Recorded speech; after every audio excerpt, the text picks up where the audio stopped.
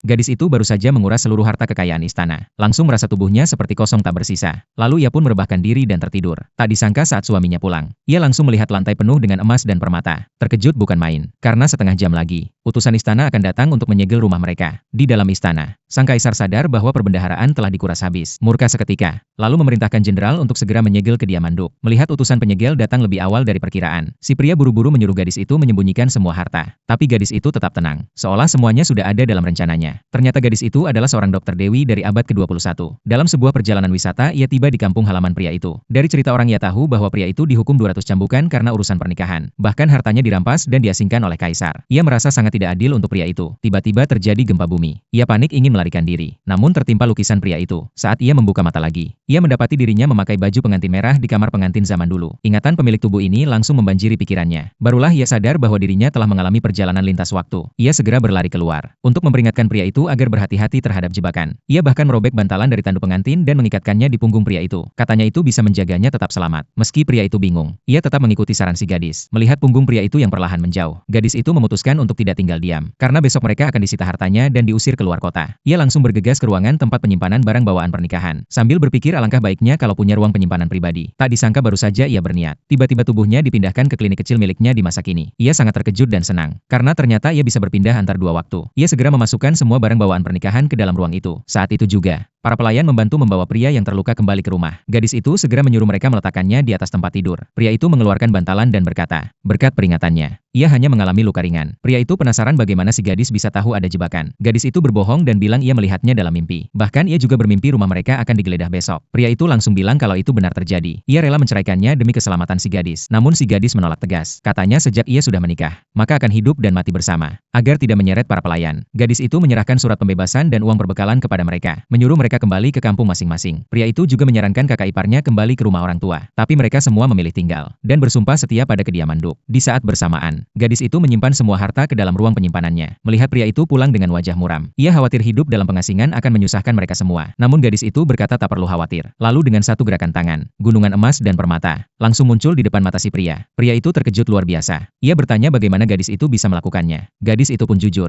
kalau ia punya ruang penyimpanan rahasia. Pria itu makin terkejut, lalu bilang bahwa perbendaharaan istana lebih kaya dari itu, dan bertanya apakah bisa juga diambil. Mendengar itu mata gadis langsung berbinar. Tak lama kemudian mereka mengenakan pakaian hitam, dan menyusup ke gudang harta istana lewat jalur rahasia. Begitu melihat tumpukan emas dan perak memenuhi gudang, gadis itu langsung mengangkat tangan, dan menyapu bersih semua harta di sana. Tapi setelah kembali ke rumah, gadis itu merasa sangat kelelahan. Ia sadar ruang penyimpanannya mungkin sudah kehabisan tenaga, lalu tertidur pulas. Itulah awal dari kejadian yang pertama tadi. Melihat para penjaga hampir tiba di rumah, gadis itu ingin menyimpan kembali harta ke dalam ruang penyimpanannya. Tapi setelah